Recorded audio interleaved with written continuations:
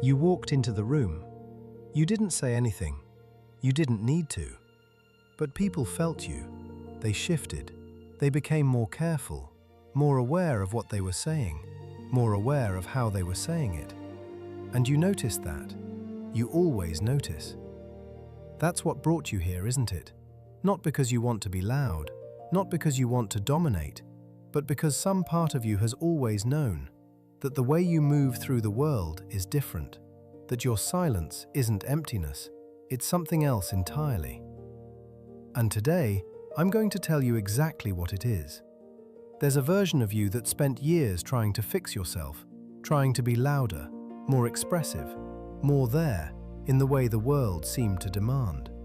You watched other people fill rooms with their words, and you wondered why that felt so impossible, so foreign, like wearing clothes that belong to someone else.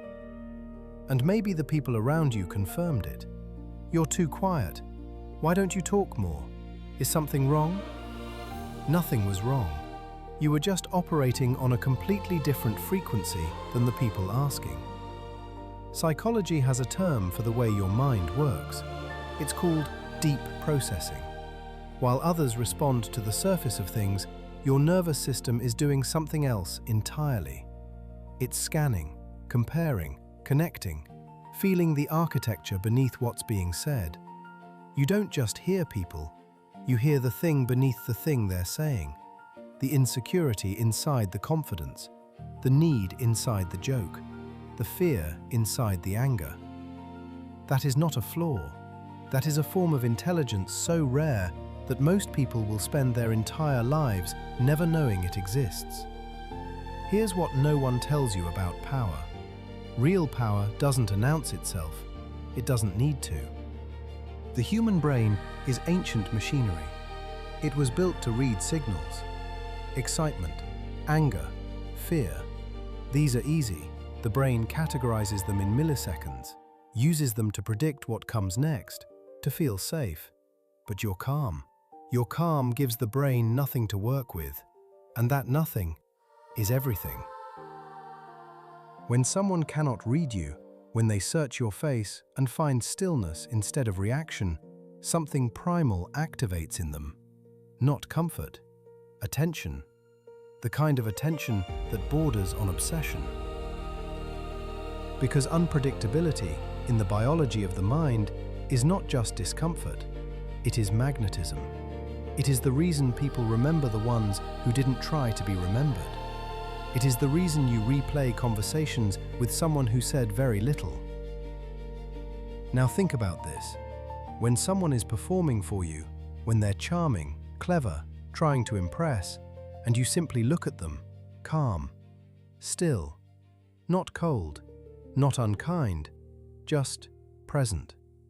Their brain goes into a kind of quiet panic, because they can't locate their effect on you.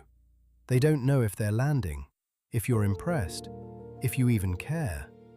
And in that vacuum, they become desperate for your approval without understanding why. This is the deepest truth about the quiet observer.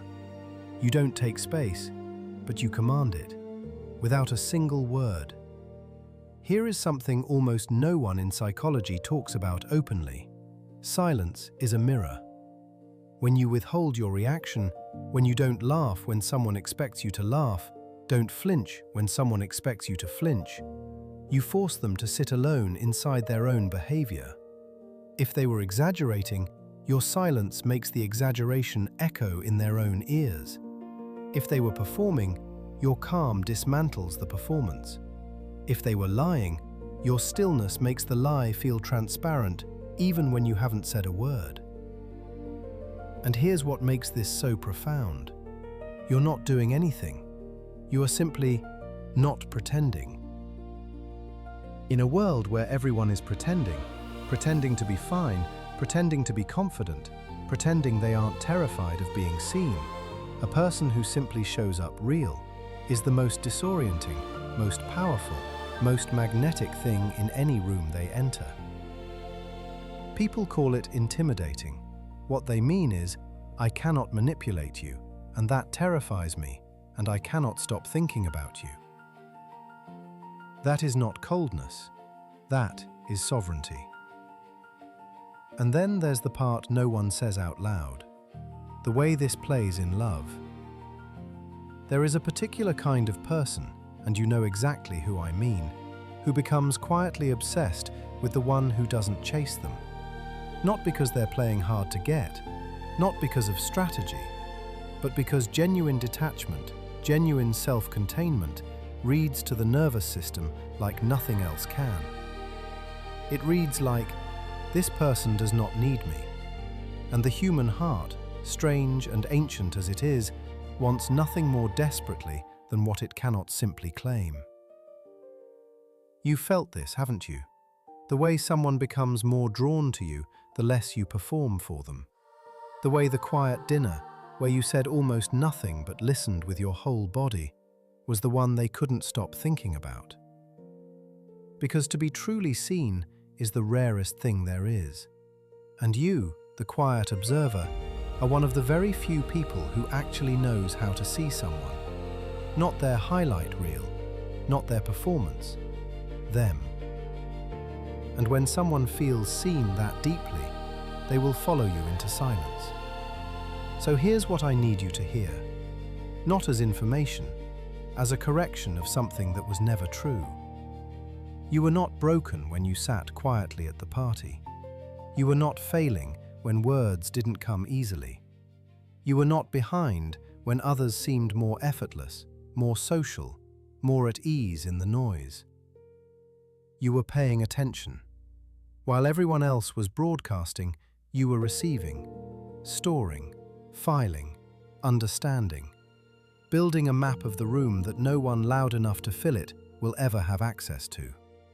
The world told you to be more, to take up more space, to speak more, to need less. And you tried. God, you tried. But here's what the world didn't understand, and what you are only now beginning to understand. The space you take up by being silent is larger than anything sound can fill. Your presence changes rooms. Your attention transforms conversations. Your stillness holds weight that performance never can. And the people who feel it, really feel it, will spend years trying to describe what it was about you, and they will never quite find the words. Because what you give them isn't a performance they can critique. It's a feeling they can't forget. So the next time you're in a loud room and your instinct is to shrink, don't. Let them wonder. Let them try to read you. Let them feel the strange pull of someone who is simply, completely, unshakably here. You are not the one who was left out of the conversation. You are the one who understood it the most. Your silence is not absence. It is depth. And depth, in a shallow world, is the rarest power there is. Thank you for exploring your mind with us today. Until next time, keep observing.